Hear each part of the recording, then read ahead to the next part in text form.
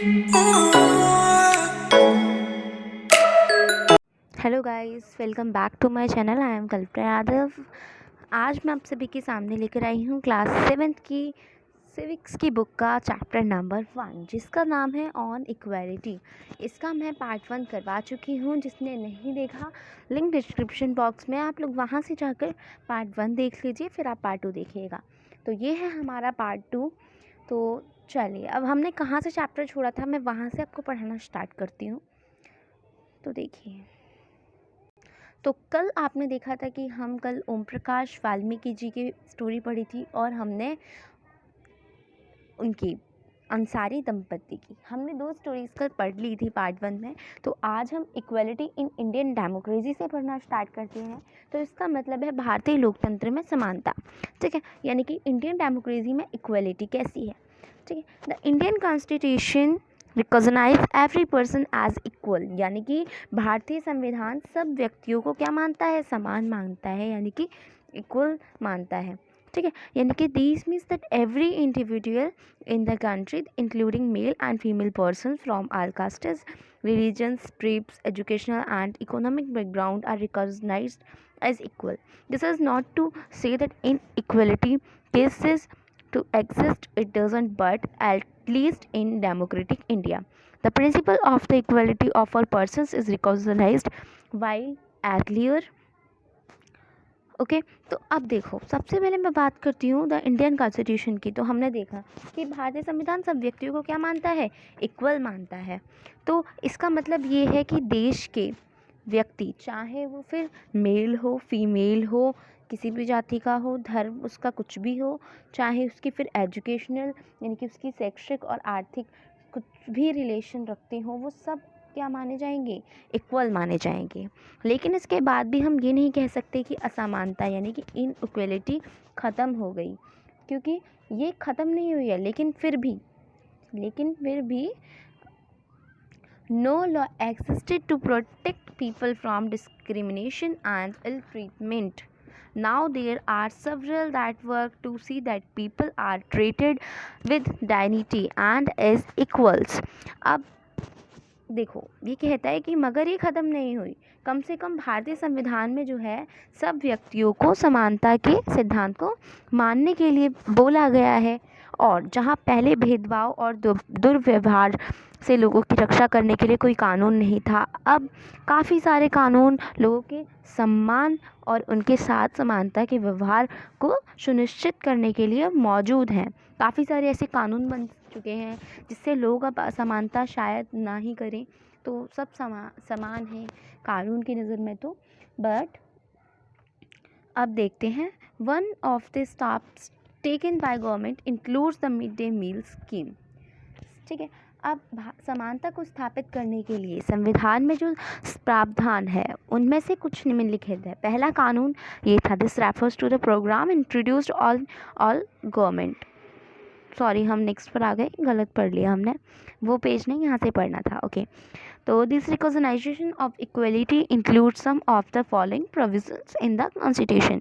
First, that every person is equal before the law. What this means is that every person from the president of the country law. Second, no person can be discriminated against birth or whether they are female or male. Third, every playgrounds, hotels, shops and markets, all persons can use publicly available wells. Okay, wells, roads and bathing ghats. Fourth, untouchability has been abolished, यानी कि समानता को स्थापित करने के लिए संविधान में जो प्रावधान है उनमें से कुछ हमें दे रखे हैं पॉइंट्स। ठीक है, तो वो दे रखे हैं। पहला कानून ये होता है कि कॉन्स्टिट्यूशन, यानी कि first, that every person is equal before the law, यानी कि पहला कानून की दृष्टि में हर व्यक्ति जो है वो इक्वल है। तो इसका कहने का मतलब ये है कि हर व्यक्ति को देश के राष्ट्रपति लेकर, जैसे कि कांता जो थी, कांता एक घरेलू कामगार थी, घरेलू काम की नौकरी करने वाली महिला तक, सभी को एक ही जैसे कानून का पालन करना है। दूसरा, किसी भी व्यक्ति के साथ उसका धर्म, जाति, वंश ये सब जो है मायने नहीं रखता, और उसका जन्म स्थान, उसकी स्त्री पुरुष होने के आधार पर भेदभाव नहीं किया जा सकता। तीसरा है, व्यक्ति जो है वो पब्लिक पब्लिकली जगहों पर जा सकता है, जिनमें जो प्लेग्राउंड होते हैं, होटल्स, शॉप्स, दुकानें और बाज़ार, ये सब जो है ऐड है। सब लोग पब्लिकली कुओं, सड़कों और नहाने के घाटों का यूज़ कर सकते हैं। और फोर्थ हमें दे रखा है कि इनका जो है उन्मूलन नहीं किया जाएगा, ठीक है। The two ways in which the government has try to implement the equality that is guaranteed in the constitution is first through laws and second through government programs or schemes to help disadvantaged communities. There are several laws in India that protect every person's right to be treated equally. In addition to laws, the government has also, चलो अब next page पर चलते हैं।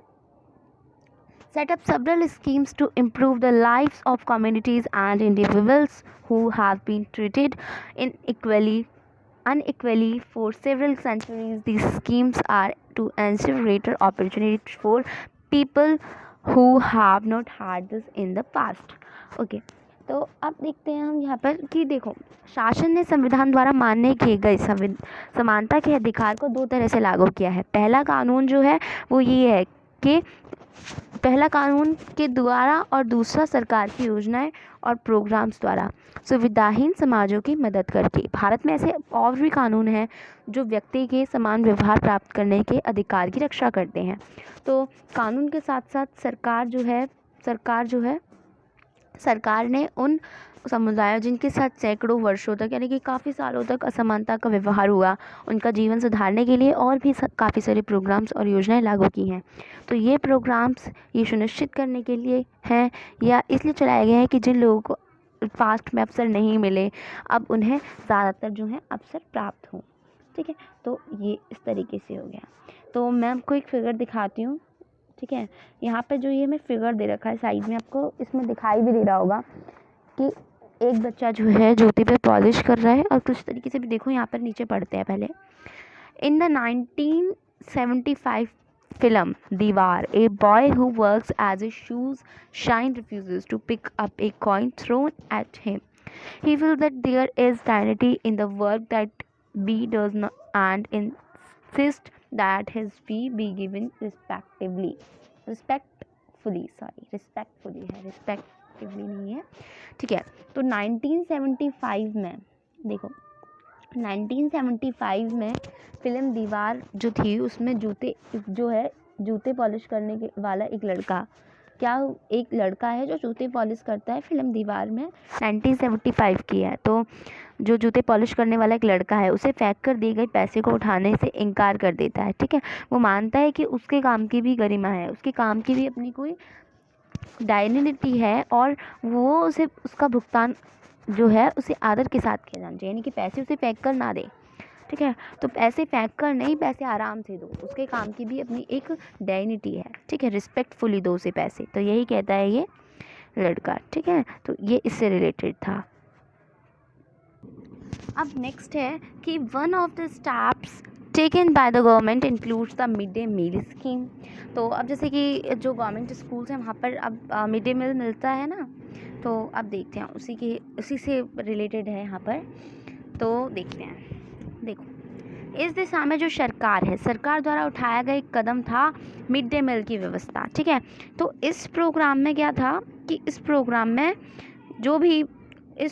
में जो था सभी सरकारी जो स्कूल थे उनको बच्चों को दोपहर का भोजन जो था इस व्यवस्था के द्वारा स्कूल में भोजन जो था दिया जाता है। ये योजना भारत में सबसे पहले तमिलनाडु राज्य में शुरू हुई थी। तो 2001, ये आपको याद रखनी होगी। देखो 2001 में हाई कोर्ट ने 2001 में सुप्रीम कोर्ट जो था उसने सभी राज्यों सरकार को इसे अपने स्कूलों में 6 महीने के अंदर शुरू करने के लिए ऑर्डर दिया, ठीक है। तो इस प्रोग्राम के काफ़ी पॉजिटिव प्रभाव हुए। एग्जाम्पल के लिए ले लेते हैं कि बच्चों को दोपहर का भोजन मिलने के कारण गरीब बच्चों ने ज़्यादा संख्या में स्कूल में प्रवेश लेना और नियमित रूप से स्कूल जो था जाना शुरू कर दिया। और टीचर्स बताते हैं कि पहले बच्चे जो थे ना खाना खाने घर जाते थे और फिर वापस स्कूल लौटते ही नहीं थे। लेकिन क्या होता था, लेकिन अब जब से स्कूल में मिड डे मील भोजन मिलने लगा है, उनकी जो उपस्थिति है उसमें सुधार आया है। वो मम्मियाँ जिन्हें पहले अपना काम छोड़कर दोपहर को बच्चों को खाना खिलाने घर आना पड़ता था, अब उन्हें ऐसा नहीं करना पड़ता। इस एक्टिविटी से जातिगत पूर्वाग्रहों को काम करने में भी हेल्प मिली है, क्योंकि स्कूल में काफ़ी सारे और सुप्रीम कोर्ट के जो हाई जात के जो बच्चे थे वो साथ साथ भोजन करते हैं, और कुछ जगहों पर तो खाना पकाने के लिए दलित महिलाओं को काम पर रखा गया है। तो मिड डे मील जो है, मिड डे मील प्रोग्राम ने जो गरीब बच्चे थे उनकी भूख मिटाई है, उनकी हेल्प की है भूख मिटाने में, जो कि डेली जो थे खाली पेट स्कूल आते हैं और इस कारण पढ़ाई पर ध्यान भी जो था वो केंद्रित नहीं कर पाते थे। गरीब बच्चे ये होता था कि वो खाना नहीं खा कर आते थे, खाली पेट पढ़ाई करते थे, तो उनका पढ़ाई पर जो था वो ध्यान केंद्रित नहीं हो पाता था। ठीक। So while government programs play an important role in increasing equality of opportunity, there's much that still needs to be done. While the midday meal program has helped increase the enrollment and attendance of poor children in school, there continues to be big differences in our country between schools that the rich attend and those that the poor attend. Even today, there are several schools in the country in which Dalit children like Om Prakash Valmiki are discriminated against and treated unequally. These children are forced into unequal situations in which their identity is not respected. This is because people refuse to think of them as equal even though the law requires it. Okay? अगर government programmes जो हैं, अगर उनकी समानता बढ़ाने में महत्वपूर्ण अगर ज़्यादा भूमिका निभा रहे हैं, लेकिन अभी भी बहुत कुछ करने की ज़रूरत जो है, अभी बहुत कुछ बदलने की ज़रूरत है। मिड डे मील जो था, मिड डे मील प्रोग्राम ने गरीब बच्चों को स्कूलों में प्रवेश और उनकी उपस्थिति तो बढ़ा दी, लेकिन फिर भी इस देश में वो स्कूल हैं जहाँ अमीर बच्चे जाते हैं, उन स्कूलों से बहुत अलग हैं। ठीक है, यानी कि जहाँ अमीर बच्चे जाते हैं ना, उन स्कूल से बहुत अलग हैं जहाँ गरीबों के बच्चे पढ़ते हैं। आज भी देश में कई स्कूल जैसे हैं जिनमें ओम प्रकाश वाल्मीकि जैसे शेड्यूल कास्ट के जो बच्चे हैं उनके साथ भेदभाव किया जाता है, असमानता का व्यवहार किया जाता है, और इन बच्चों के ऐसी असमानता स्थितियों में ढकेला जाता है जहाँ उनके सम्मान की रक्षा नहीं हो पाती। ऐसा इसलिए क्योंकि कानून बन जाने के बाद भी लोग उन्हें समान समझने से इनकार कर देते हैं, यानी कि वो उन्हें इक्वल नहीं समझते। तो मैं आपको यहाँ पर देखिए, तो यहाँ पर हमारे जो थे अम्बेडकर जी जो थे, डॉक्टर भीमराव अम्बेडकर, उन्होंने कुछ अपने वर्ड्स लिखे हैं तो उनको पढ़ते हैं। It is disgraceful to live at the cost of one's self-respect. Self-respect is the most vital factor in life. Without it, man is a keeper. To live worthily with self-respect, one has to overcome difficulties. It is out of heart and ceaseless struggle alone that one drives strength, confidence and recognition. तो देखो, ये कह रहे हैं कि अपने आत्मसम्मान को दांव पर लगाकर जीवित रहना इजी नहीं है। आत्मसम्मान जीवन का जो है सबसे ज़रूरी हिस्सा है। इसके बिना व्यक्ति जो है, इसके बिना कोई भी इंसान है वो कीपर है, ठीक है, नगण्य है। आत्मसम्मान के साथ जीवन बिताने के लिए व्यक्तियों को कठिनाइयों पर क्या जीत प्राप्त करनी होती है। केवल कठिन और लगातार आप संघर्ष से ही व्यक्ति जो है वो अपनी ताकत, विश्वास और मान्यता प्राप्त कर सकता है। तो यहाँ पर ये कहते हैं, man is mortal, everyone has to die some day और the other, but one must resolve to lay down one's life in nurturing the noble ideas of self-respect and in bettering one's human life. Nothing is more disgraceful for a brave man than to live divide of self respect. यानी कि मनुष्य जो है, यानी कि man जो है वो एक मोर्शल है। मोर्शल का मतलब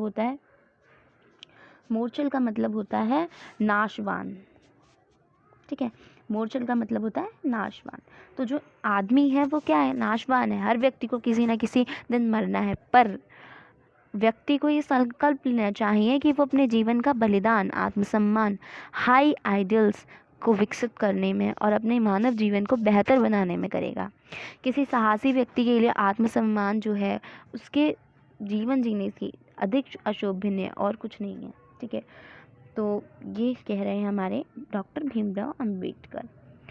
अब ये कहते हैं, अब देखो, जो इसका नीचे वाला पैराग्राफ है ये वाला, तो यहाँ पर हमें बताया गया है कि इसका मुख्य कारण ये है कि दृष्टिकोण में, यानी कि हम देखें तो बहुत धीरे धीरे परिवर्तन आता है, हमारे नज़रिए में बहुत धीरे धीरे परिवर्तन आता है। अगर लोग ये जानते हैं कि भेदभाव का व्यवहार कानून के विरुद्ध है, फिर भी वो जाति, धर्म, अपंगता, आर्थिक स्थिति और महिला होने के आधार पर लोगों से असमानता का व्यवहार करते हैं। तो अगर हम देखें प्रेजेंट में देखें तो ऐसा दृष्टिकोण को बदलना तभी ईजी है जब लोग ये विश्वास करने लगे कि कोई भी कमतर नहीं है, कोई भी छोटा नहीं है, हर व्यक्ति जो है सम्मानजनक व्यवहार का अधिकारी है।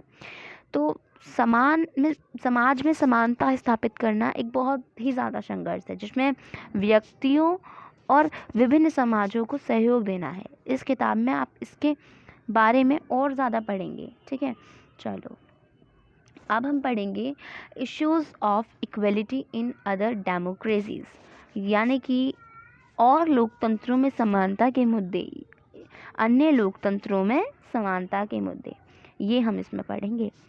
तो अब देखो ये यहाँ पर हमें कह रहे हैं, यहाँ पर ये समझा रहे वाला पैराग्राफ कि शायद आप सोच रहे होंगे कि क्या भारतीय लोकतंत्र ही ऐसा है जहाँ समानता का अस्तित्व है और जहाँ समानता के लिए ही संघर्ष जारी है। सच तो यह है कि संसार के ज़्यादातर लोकतंत्र देश में समानता के मुद्दे पर बहुत सारे रूप से संघर्ष हो रहे हैं। एग्जाम्पल के लिए ले लेते हैं अमेरिका में अफ्रीकी अमेरिकन लोगों जिनके पूर्वज जो थे गुलाम थे और अफ्रीका से लाए गए थे, तो वो आज भी अपने जीवन को मुख्य रूप से असमान बताते हैं, जबकि 1950 के अंतिम दशक में अफ्रीकी अमेरिकन को समान अधिकार दिलाने के लिए आंदोलन हुआ था। तो ये हमें याद रखना है कि 1950 में क्या हुआ था, 1950 में लास्ट में 1950 के लास्ट में अफ्रीकी अमेरिकनों को समान अधिकार दिलाने के लिए आंदोलन हुआ था। इससे पहले अफ्रीकी अमेरिकन के साथ संयुक्त राज्य में बहुत असमानता का व्यवहार होता था और कानून भी जो था उन्हें इक्वल नहीं मानता था। एग्जाम्पल के लिए बस से यात्रा करते समय उन्हें बस पे पीछे बैठना पड़ता था, या जब भी कोई गोरा आदमी बैठना चाहे तो उन्हें अपनी सीट से उठ जाना पड़ता था। ठीक है, तो वहाँ पर ये होता था।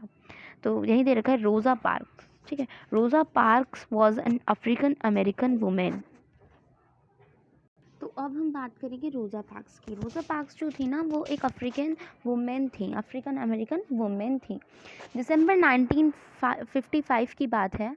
ठीक है, ये हमें याद रखना है, 1 दिसंबर 1955 की बात है, जब वो दिन भर काम करके थक जाने के बाद बस में उन्होंने अपनी सीट एक गोरे व्यक्ति को देने से मना कर दिया। उस दिन उनके इनकार से अफ्रीकी अमेरिकनों के साथ असमानता को लेकर एक विशाल बहुत बड़ा आंदोलन प्रारंभ हो गया, मतलब वहाँ पर शुरू हो गया, जो नागरिक अधिकार आंदोलन, यानी कि जिसे इंग्लिश में हम सिविल राइट्स मूवमेंट कहेंगे। ठीक है, वो कहलाया गया, सिविल राइट्स मूवमेंट कहलाया गया। तो वहाँ पर 1964 के नागरिक अधिकार जो थे वो ज़्यादातर नस्ल, धर्म और राष्ट्रीय मूल के आधार पर भेदभाव होने को निषेध कर दिया गया, रोक दिया गया। तो इसने ये भी कहा कि अफ्रीकी अमेरिकन बच्चों के लिए सब स्कूलों के दरवाजे खुल जाएंगे और उन्हें उन अलग अलग स्कूलों में नहीं जाना पड़ेगा जो बिल्कुल रूप से, मतलब विशेष रूप से केवल उन्हीं के लिए खोले गए थे। इतना होने के बावजूद भी जो आधे अफ्रीकी अमेरिकन जो थे वो गरीब हैं और ज़्यादातर अफ्रीकन अमेरिकन बच्चे केवल ऐसे गवर्नमेंट स्कूल में घुसते हैं, ऐसे गवर्नमेंट स्कूल्स में पढ़ते हैं जहाँ कम सुविधाएं और कम योग्यता वाले शिक्षक हैं। ठीक है, जबकि गोरे विद्यार्थी जो थे वो प्राइवेट स्कूल्स में जाते थे या उन एरियाज़ में रहते थे जहाँ के गवर्नमेंट स्कूल्स जो थे लोएस्ट प्राइवेट स्कूल थे उन जैसे ही ऊंचे होते थे। ठीक है, इस तरीके से वहाँ पर ऐसा भेदभाव हुआ जाता था। तो रोज़ा पार्क्स जो थी वो एक अफ्रीकन अमेरिकन वुमेन थी। ठीक है, और एक विद्रोही प्रतिक्रिया ने अमेरिकी इतिहास की जो थी वो दिशा बदल दी थी। तो अब पढ़ते हैं चैलेंज ऑफ डेमोक्रेसी। ठीक है, चैलेंज ऑफ डेमोक्रेसी। तो ये हमें दे रखा है चैलेंज ऑफ डेमोक्रेसी यानी कि लोकतंत्र की चुनौती। No country can be described as being completely democratic यानी कि किसी भी देश को पूरी तरह से लोकतंत्र नहीं कहा जा सकता। There are always communities and individuals trying to expand the idea of democracy and push for a greater recognition of equality on existing as well as new issues यानी कि हमेशा से ही ऐसे समुदाय और व्यक्ति होते हैं जो लोकतंत्र को नए अर्थ देते हैं, मतलब देते हैं और ज़्यादा से ज़्यादा समानता लाने के लिए नए नए सवाल उठाते हैं। तो इसके केंद्र में वो संघर्ष है जो सब व्यक्तियों को समानता और सम्मान दिलाने का पक्षधर है। इस किताब में आप पढ़ेंगे कि किस तरह समानता का प्रश्न भारतीय लोकतंत्र में हमारे डेली लाइफ के अलग अलग पहलुओं को प्रभावित करता है। तो इन चैप्टर्स को पढ़ते हुए आप विचार कीजिए कि क्या सब व्यक्तियों की समानता और उनके आत्मसम्मान को ऊंचा रखने की भावना को लोग स्वीकार कर रहे हैं या नहीं। ओके, तो मैं यहाँ पर एक इम्पॉर्टेंट हमने ये छोड़ दिया, Article 15 of the Indian Constitution. Excerpt from Article 15 of the Indian Constitution. Okay, यानी कि भारत के संविधान के आर्टिकल 15 के जो हमें कुछ इसमें पार्ट्स दे रखे हैं। तो prohibition of discrimination on grounds of religion, race, caste, sex और प्लेस ऑफ बर्थ यानी कि धर्म, मूल वंश, जाति, लिंग या जन्म स्थान के आधार पर विभेद यानी कि विभेद दे रखा है यहाँ पर, विभेद का प्रतिषेध। ठीक है, फर्स्ट हमें दे रखा है कि फर्स्ट में आपको राज्य किसी नागरिक के विरोध केवल धर्म, मूलवंश, जाति, लिंग, जन्म स्थान या इनमें से किसी के आधार पर कोई भी जो है विभेद नहीं कर सकता। ठीक है, असमानता नहीं कर सकता। सेकंड आपको दे रखा है, देखो, कोई नागरिक केवल धर्म, मूलवंश, जाति, लिंग, जन्म स्थान या इनमें से किसी के आधार पर, फर्स्ट हमें A option, access to shops, public restaurants, hotel and places of public entertainment, और बी हमें दे रखा है the use of wells, tanks, bathing ghats, roads and places of public resort maintained wholly और partly out of state funds और dedicated to the use of general public. यानी कि पहला था दुकानों और सार्वजनिक यानी कि सोशली जो हमारे एक तरीके से बोल सकते हैं पब्लिक रेस्टोरेंट्स होते हैं, होटल्स होते हैं और पब्लिक एंटरटेनमेंट के जो स्थान होते हैं वहाँ पर, और पूर्णतः हमारे जो भी राज्य होते हैं, टैंक्स होते हैं नहाने के लिए, कुएं, तालाब, स्नान घाट जो होते हैं, सड़क और पब्लिक के जो हम यूज़ करते हैं, जनरल पब्लिक यूज़ के जो भी डेडिकेटेड होते हैं, उनसे संबंधित कोई भी दायित्व निर्बंधन या शर्त के अधीन नहीं होगा। ये हमारे आर्टिकल 15 में कहा गया है। तो अब हम मिलते हैं नेक्स्ट चैप्टर पर, तब तक के लिए बाय बाय। और आई होप आप सभी को चैप्टर बहुत अच्छा लगा हो, आपने काफ़ी इन्जॉय किया हो इस चैप्टर में। तो मिलते हैं अब हम नेक्स्ट चैप्टर में, तब तक के लिए bye bye. Thank you so much.